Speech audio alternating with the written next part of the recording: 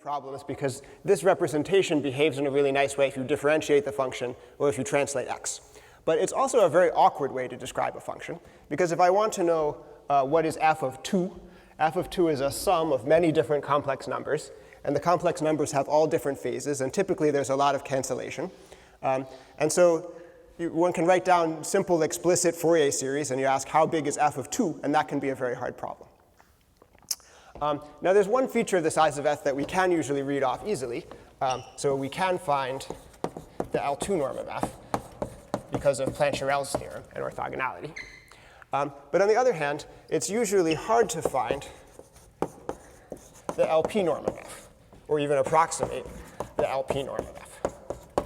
And all of the work of Jean's that I'm going to talk about today is about estimating the LP norms of functions based on looking at their Fourier series.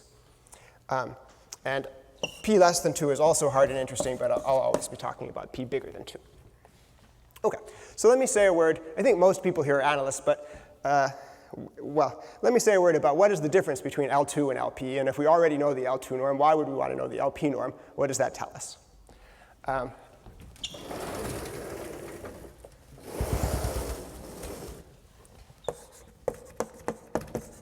OK, so to illustrate that, I'm just going to draw two functions on the board that have the same L2 norm, but they have different LP norms. And I think it will get the point across. So f1 L2 is going to be the same as f2 L2. And here's what they look like. Here's f1, kind of tall and skinny. And here's f2. So hopefully I did it right. So this is 4 times tall. This is twice as tall, and this is 4 times wider. So they have the same L2 norm. But this one has a big LP norm. Remember, p is bigger than 2. And this one has a small LP norm.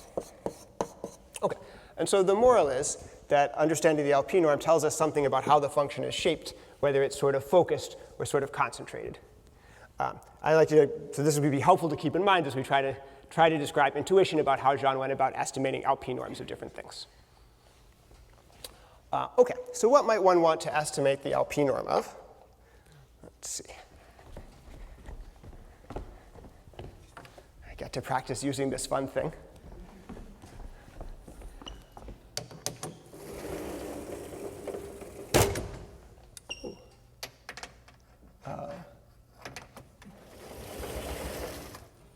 OK, so I'm going to tell you next about a famous open problem in Fourier analysis called the restriction problem that was raised by Eli Stein here at Princeton about 50 years ago.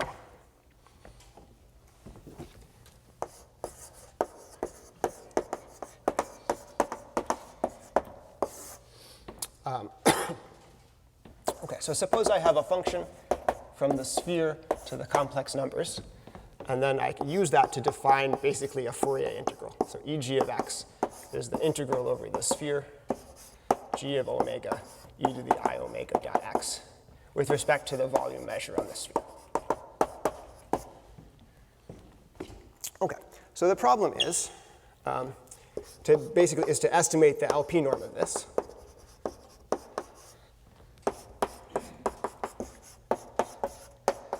And in terms of what? In terms of the size of g. So estimate the sup over all of the g with, say, L infinity norm at most 1. OK, so the theme I was getting at before is that if you have some information, if you write a function f this way and you have some information about the frequencies and the coefficients a of omega, it is difficult to understand what that information corresponds to about the function as a function of x. And so here we have some really pretty simple information about the frequencies in the Fourier decomposition of EG. Namely, the frequencies all have norm 1. They're all on the unit sphere. And the coefficients all have norm at most 1. And the problem is, what does that tell us about what the function looks like, about how big it is, its LP norm, how concentrated it is? OK. So this problem was posed in the late 60s, and a bunch of Fourier analysts thought about it. In the 1970s, it was solved in 2 dimensions. And there were some partial results in higher dimensions. And by the end of the 1970s, people were sort of stuck, and the partial results didn't improve until Jean started to work on the problem and wrote a kind of landmark paper about it in 1991, which I would like to tell you about. So in that landmark paper, Jean broke the barrier of what was known about this problem. And here is I tried to describe the idea of how he did that. OK. So the first thing he did was to decompose the sphere into pieces. So he broke the sphere into pieces where each theta is a delta cap, a cap of radius delta.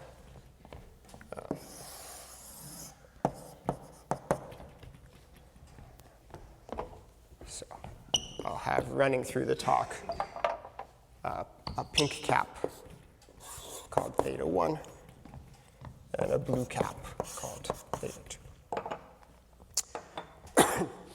OK, and let's say g theta is a shorthand for g times the characteristic function of theta. And so EG is a sum over the different thetas of EG theta. OK, fair enough. And now a key ingredient in the proof is there's a geometric description of what a geometric structure of each of these pieces, EG theta.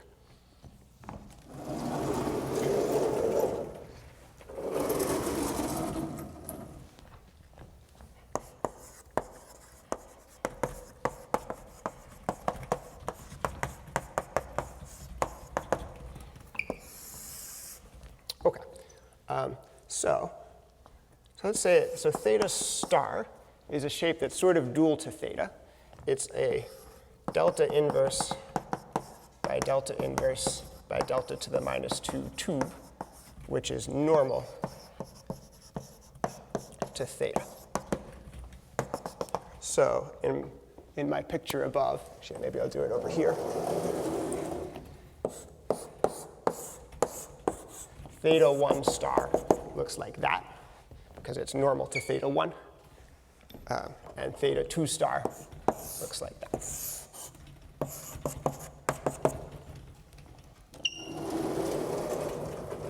OK. And the geometric structure of EG theta is that the norm of EG theta of x is approximately constant on each translate of theta star.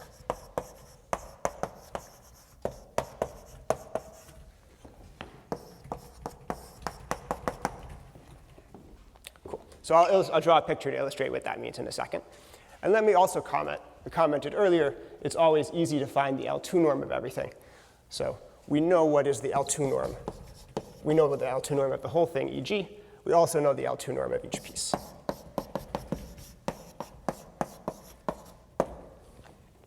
Cool. OK, so let me draw a picture to illustrate what this means.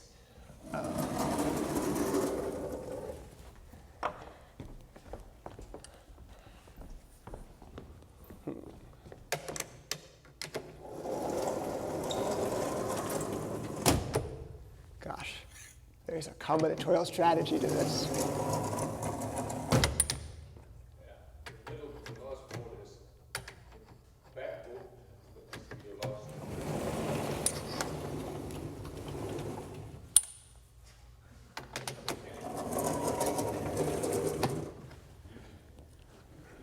OK.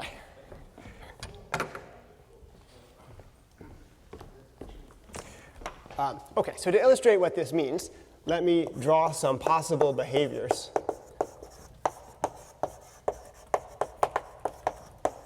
of EG theta 1.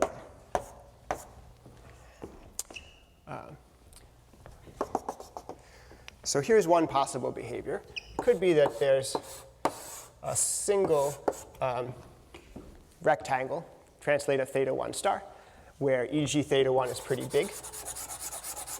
Shade it in. And EG theta 1 might be small everywhere else. So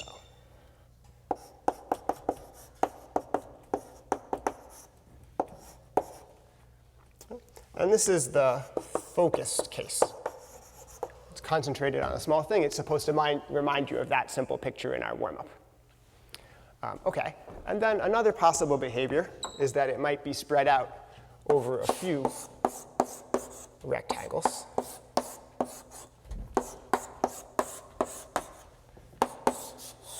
So these can be arranged sort of willy-nilly. OK, and I'll shade them, but I'll shade them more lightly to illustrate that, that the amplitude is smaller. So here the norm is really big, and in all of these rectangles, the norm of e.g. theta 1 is pretty big. And then it's really tiny everywhere else. And this is the more spread out case.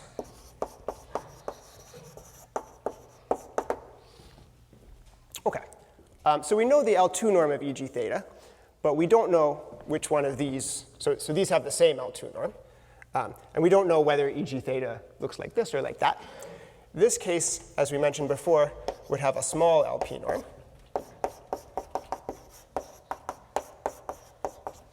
Just like that. And this case would have a big LP norm.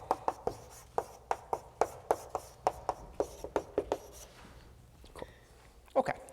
So of course, if we happen to be so lucky that e.g. theta 1 has a small LP norm, that's good for us, because where e.g. theta is a sum of these, e.g. is a sum of these e.g. thetas, and if they each have a small LP norm, then the sum will have a smallish LP norm, and it's good for us.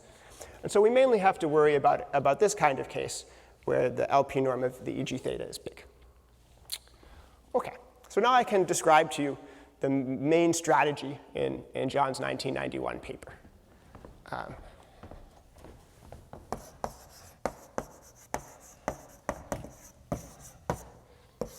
So the moral is that it is hard for the different e.g. thetas to focus in the same place.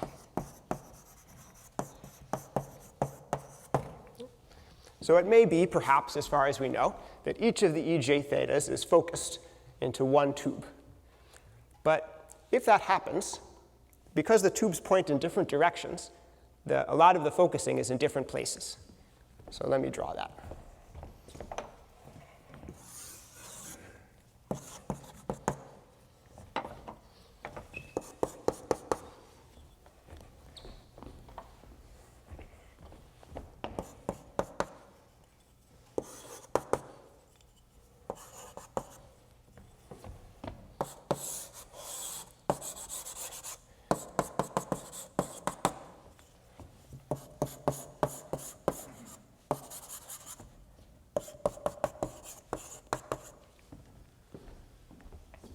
OK. Positive that's visible behind the computer. So if each of the e.g. thetas is focused, they're each focused in some kind of rectangular tube. And those tubes point in different directions. And because they point in different directions, they're not the same tube, and they can't overlap that much. And so the functions are focused in different places. And then when we add them to each other, the sum spreads out. Roughly like if I had several functions that looked like f1, several functions that were each a tall peak, but the tall peaks were in different places, then when I added them up, it would spread out and not have such a bad LP norm. OK. So this was the strategy, the main strategy in the 91 paper. And it's a strategy that has continued to be a theme in his work and other people's work in the field ever since then. So over the course of the talk, we'll follow different things that have been done with it. OK, but now let me mention, suppose we want to quantify this idea. So we'd like to say, for instance, that if I have one tube in each direction, those tubes don't overlap too much. That sounds intuitive, but it turns out not to be such an easy thing. Let's first of all write it down as a precise question. This is called the Kakeya problem.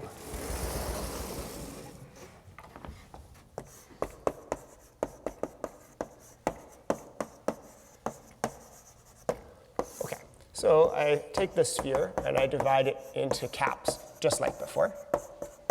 And then for each cap, I pick a tube. So T theta, translate of theta star. So the problem asks to estimate how much overlap there is between these tubes. So how can we make that precise? We could add up the characteristic functions of the tubes, and then we could take an LP norm of that. And so the L1 norm, of course, would just be the sum of the L1 norms, the characteristic functions. But the LP norm will blow up where tubes pile on top of each other. And so actually, this is what's relevant estimating this LP norm is the thing that will help to estimate the LP norm of EG. So it's what you really need for the restriction paper. But there's also something that's a little easier to visualize that people often talk about, which is to estimate the volume of the union of all these tubes. So intuitively, if the tubes overlap a lot, then it means that we can compress them into a region with a small total volume. So that's the problem. And in the 1991 paper, Bourgain first made progress on the Kakeya problem. He used that progress to be able to quantify this idea. And then he used that idea to improve what was known about the restriction problem and break the barrier that had been there for 15 years-ish. Let me pause and tell you a little bit about what is currently known about the Kakeya problem.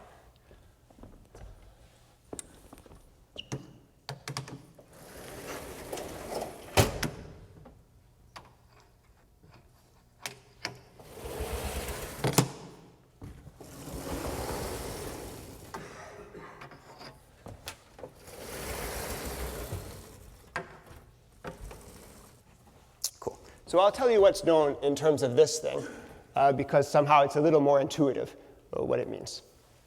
So what's known? So if n equals 2, the Kakeya problem is understood. But it has an answer which, if you haven't seen it before, it might be surprising. So if I ask, what is the minimum possible size of the union of the tubes, it's approximately 1 over norm of log delta times the sum of the areas of the tubes. OK, so obviously, if I took these tubes and I just arranged them so that they don't overlap at all, the area of the union would be the sum of the areas. And this represents a gain. It's possible to arrange them so that the union is significantly smaller than the sum of the areas. And it's smaller, so that this factor of smallness can be arbitrarily close to 0. But it's only a log of delta, so it goes very slowly. And this construction was invented by Bilinear around 1920. And if you haven't seen a picture of it, it's quite neat. It's one thing I can't do well in a Blackboard talk. But if you go home, you can Google it. And there's some cool picture. It sort of looks like a bush of this thing that has all these rectangles, all these skinny rectangles in it. But actually, the picture isn't super convincing. And the reason it's not super convincing is that it's only 1 over log of delta. So in a picture that you could reasonably draw where delta is maybe 1 over 100, this factor isn't big enough to be totally clear whether it's going to go to 0. OK, that's how it goes when n is 2. How about when n is 3? So the construction still works. So the minimum of the union is smaller than 1 over log delta times the sum of the volumes. Yeah, maybe I should say. So this is an equality. There are really 2 theorems here. There was Besekovich had this wonderful construction, and then Davies in the 50s showed that this was sharp. OK, anyway, the other side is much less for n equals 3, it's much less well understood. And what we have on the other side is delta to the 1/2 minus a teeny bit.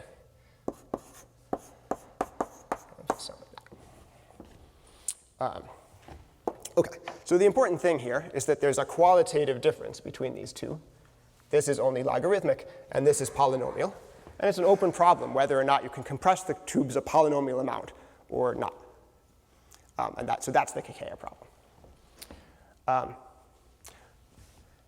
I'll give a little bit of history of this. So when John was writing his paper in 1991, the best thing that was known here was delta to the 1.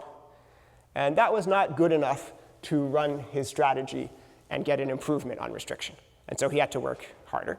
And he got from delta to the 1 down to delta to the 2/3, which is the majority of the progress that has happened between 1991 and now, you can see. And a few years after that, Tom Wolfe got from delta to the 2/3 down to delta to the 1/2. And by a nice, clean argument. And then progress kind of froze. That was in 1995. Between 1995 and now, we have decreased it further by this epsilon, something like 10 to the minus 10. So first, there was an Annals paper that said you could decrease it by 10 to the minus 10 if you also assumed some convenient structural things about the tubes. And then 10 years later, there was a Jams paper that you could decrease it by 10 to the minus 10 without any structural assumptions about the tubes. And that's where we are. Okay. So that story goes to say that the Kakeya problem has started to has achieved a status of being a hard problem, and so partly from the fact that progress has been so slow, but also partly from Jean having thought about it a lot and other people having thought about it a lot. Cool. Okay. I'd like to tell you one other thing about this 1991 paper, and I guess I'll go back over there to put it there.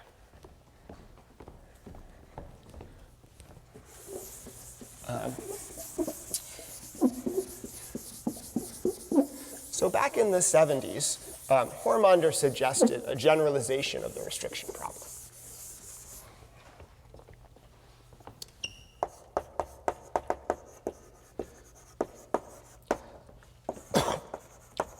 So he defined a class of operators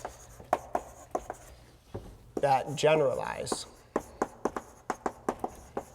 the operator E. And he raised the question, do these operators have the same LP bounds that E does?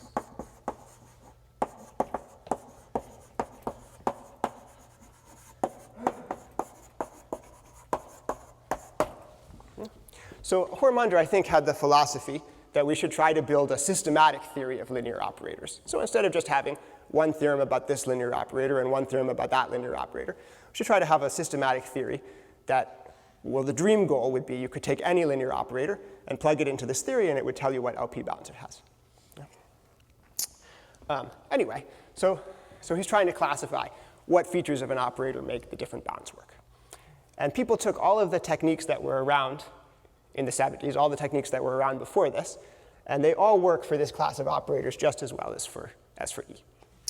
But Bourgain answered this question in 1991, and the answer is no. So answer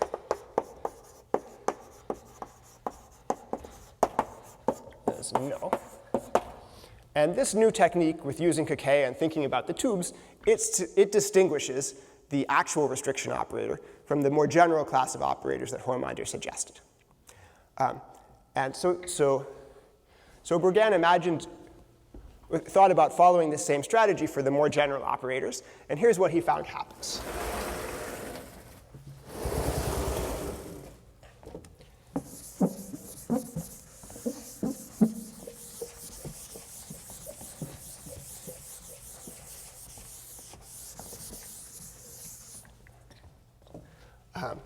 So let me write E tilde for an operator in this class that's supposed to be sort of like E. And in some sense, they are small perturbations of the operator E. So if you write E in the correct way, there's some phase function, and you perturb it by a C infinity small perturbation, and that's E tilde. OK, so E tilde, you can apply it to G theta, and that has a wave packet decomposition, but it has curved wave packets instead of straight lines. So it looks like this. So we have our same caps on the sphere. And the wave packets for this are some curves. Maybe it looks something like so. And the curves for this, something like so. And the way that these are curved are dictated by exactly what operator this is. So each E tilde gives us its own variant of the Kakeya problem.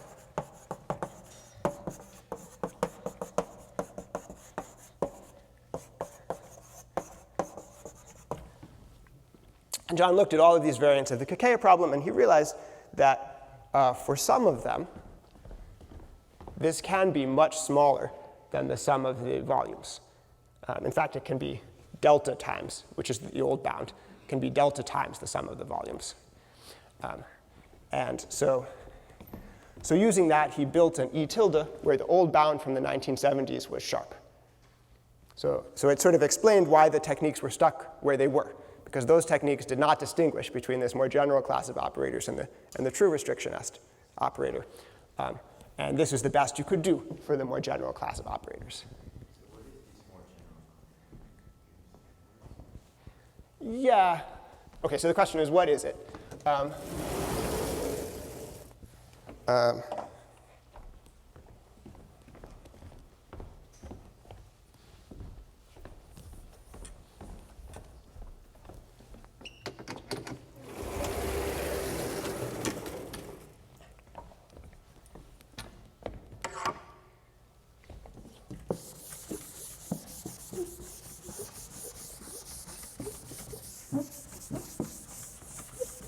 OK, so to say what it is, to invent it, Hormander first wrote E in a slightly different way. Ooh, do I want to do this? I'm sorry, I have to end at 12, so I think maybe we'll do it afterwards if you don't mind. OK, so that's a description of the breakthrough that John did in 1991. And the rest of the talk I want to follow from 1991 up to the present. I looked back at John's 1991 paper when I was preparing for this, and in the introduction he wrote, "This is rather the beginning of a certain investigation than anything final." And you know, John liked to break barriers, but he also liked to do something final. You know, and in terms of doing something final, there's a kind of elephant in the room that we don't know how to resolve the Kakeya problem. And so this is kind of a neat idea about how to prove bounds in harmonic analysis.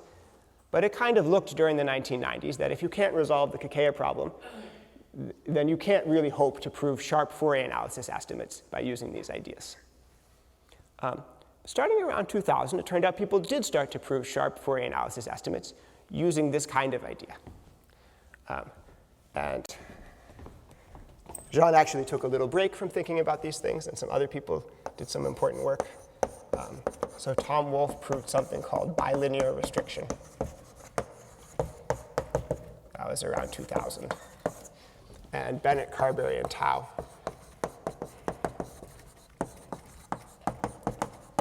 proved something called multilinear restriction. That was in 2005. And I don't have time to tell you exactly what these things mean, but the theme was to follow the blueprint that John set and to take some problem in Fourier analysis and to convert it, or well, not convert it, but to relate it to some problem of Kakeya type.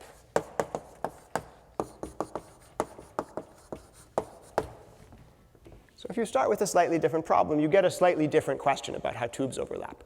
And it turns out that not all of those questions are impossibly hard. So for several cousins of Kakeya, we have sharp estimates. And using those, these mathematicians were able to prove interesting sharp theorems in Fourier analysis. And John started to work again around 2008 in this area, 2010. And his later work built on this stuff.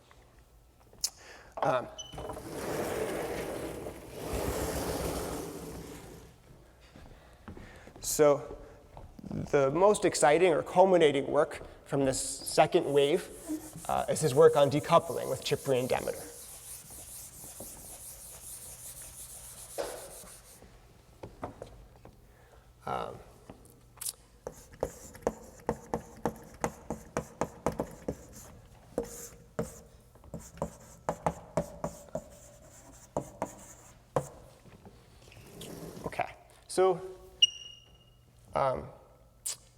Okay, so in the setup before, the official theorem is the following. If P is in between 2 and this cutoff exponent, then EGLP is bounded up to a little error by the sum on theta EG theta LP squared to the 1/2. In our language before, what it means is that if each of the EG thetas is spread out, then you get a better estimate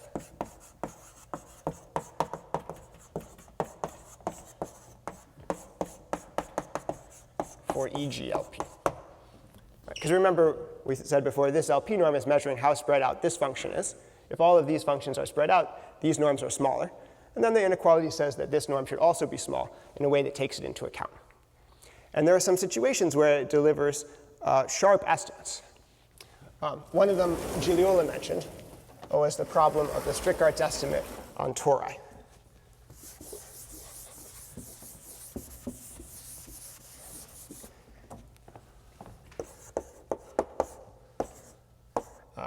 So if I have a function u, d-dimensional torus cross 0, 1 to c, which solves the Schrodinger equation with some initial data, and maybe we normalize the initial data in L2, then they gave sharp estimates for the LP norm of the solution.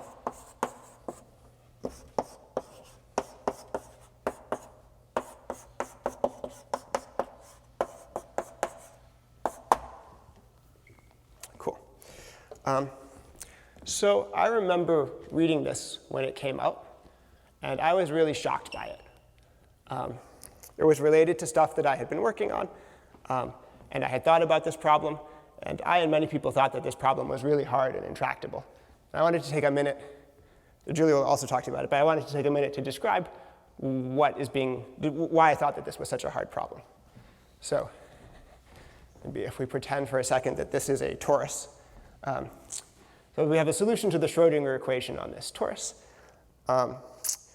Let me describe one solution to you. So the initial data is a kind of high-frequency wave. So just imagine like a wave like this sitting on the torus.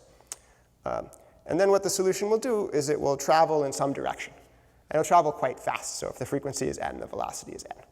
So say it goes in this direction, so it goes around the torus n times. OK, so that's one thing that could happen. That's actually by itself not dangerous for any of these estimates. But then the initial data could be a sum of a bunch of these waves that are oriented in different directions. Now, in Euclidean space, what would happen with that initial data? In Euclidean space, I would have several waves of initial data that start on top of each other, and they would go like this. And then they would be separate from each other and have small LP norm, and that would help me. And that's key to the proof of the Schrodinger, of the Strickardt's estimate in Euclidean space. But what will happen on the torus? Instead of that, one of them will go around 1,000 times this way, and the other goes around 1,000 times that way. And after that, they meet. And then what we have to do is after they meet again, we have to estimate how much cancellation there is between them when we add them up. That's what you have to do to prove this bound. And it just sounded crazy to me. I thought, how can one possibly keep track of that? OK, now, there were some cases where it was known. So as Gigliola mentioned, in the early 90s, John proved sharp estimates for a couple of cases of this problem in low dimensions. And the way he did it is that he was able to convert it into some number theory problem, or connect it to some number theory problem. The reason is that, part of the reason is that in those dimensions, the key estimates involve an L4 norm or an L6 norm. And L4 and L6 are kind of special. You can multiply, you can sort of expand everything out and relate it to something combinatorial. OK, so what went into that? I don't want to say it was super deep, but it was number theory on the level of like unique factorization went into that. But on the other hand, it does sound kind of tricky to prove something on the level of unique factorization just by thinking about how rectangles overlap with each other.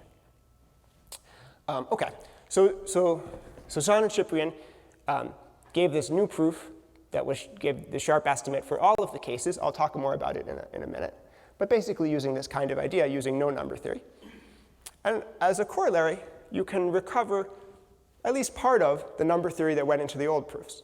So you can prove some estimates about how many solutions there are to Diophantine equations, which aren't super hard, but which the standard proofs rely on something like unique factorization. And so it raised the question, how much can you figure out about numbers of solutions to Diophantine equations by using this kind of method that really goes back to Jean's 1991 paper on the restriction problem. This is still not fully understood, but we figured out more. And there was a natural problem called the Venogram mean value conjecture, which was a pretty well-known open problem in number theory. Where do I put it? Here, let's put it here.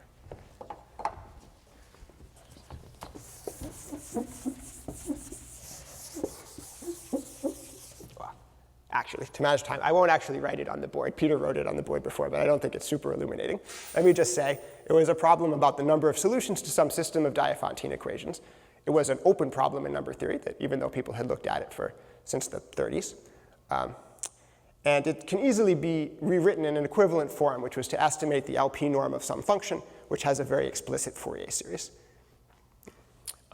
OK. And so Bourgain and Demeter introduced this problem and did some things about it, and then we teamed up, and the three of us were able to solve this problem. And even though there's, I don't know, a certain amount of long equations, the fundamental idea of where the estimate comes from is still this idea of Bourgain's strategy on the board over there. I thought I would tell the story of how we started working on it together, the three of us. So as I mentioned, when this came out, I was kind of shocked. So I was reading it a lot and trying to understand it. So also around then, the summer of 2015, I heard that Jean had surgery for his cancer and had a pretty serious surgery. And that summer, I had some ideas about the Venogram problem. And so in September, I was thinking about whether I wanted to send Cyprien and Jean my ideas. I was a little worried because I knew he was recovering from surgery. I didn't want to bother him. I wasn't sure if I should do this or not. So I looked on the archive just to see if he had been doing math. And I discovered that since his surgery, he had written quite a few papers, like I think more than I had written in the previous year. So I decided probably it was OK to send him my thoughts about this problem. So I sent it, and we all started to correspond, and were thinking about it. And I wanted to do it then because I was going to visit Princeton, so I thought I could come and talk to him in person. So I gave a talk in the Princeton Analysis Seminar, and I saw Jean. It was after the surgery, and he did look a little different. Like his hair, a little less hair, and his face looked a little different, and looked a little tired. Anyway, but he came to my talk in the analysis seminar, and he was sitting there writing during the talk. And at the end of the talk, he said to me that he figured out so during my talk, he proved the Venogram theorem in 3 dimensions. So he took me to the Princeton common room, and he explained it to me. So we went to the blackboard, and he started to explain it, and he started to write, and he wrote to the end of the blackboard, and then with his other hand, he erased what he had just written, and he kept writing. And he did this for 10 blackboards, and I just struggled to understand anything.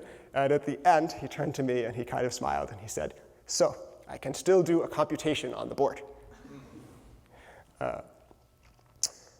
And he had that sparkle in his eye. OK, so I thought I would try to say at the end something about the new ideas that are in here compared to what was done in the 1990s, say. And yeah, OK. So let me say first something about the new ideas in Wolff and Bennett Carberry Tau, and then I'll say something about the new ideas in decoupling.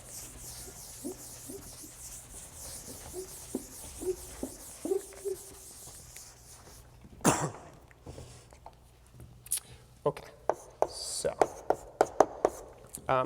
so when I presented this before, I imagined we cut up the sphere into one small scale delta, and then we do something with that.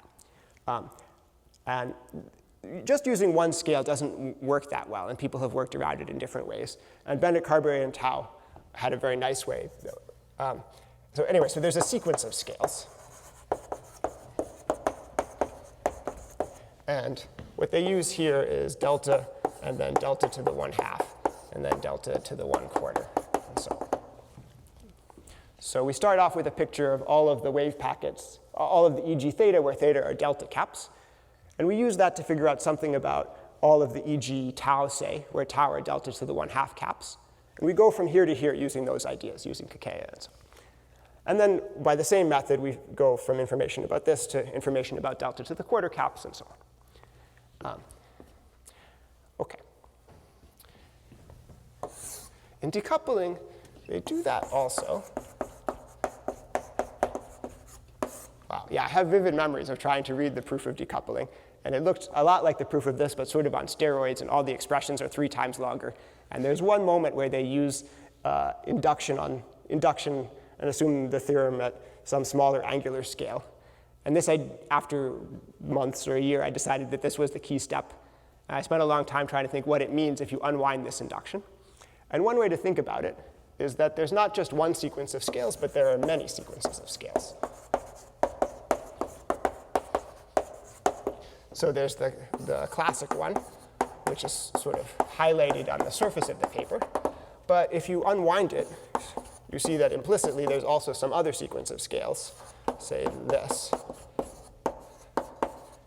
And this kind of converges to delta to the 1/2, and then you could keep going. Or dot, dot, dot. And so each one of these is kind of a story in which the function EG is built up in steps. And each story tells us some information about what EG looks like. And no one story has enough information to prove this theorem, but by combining the information from all of the different stories, they were able to prove this theorem.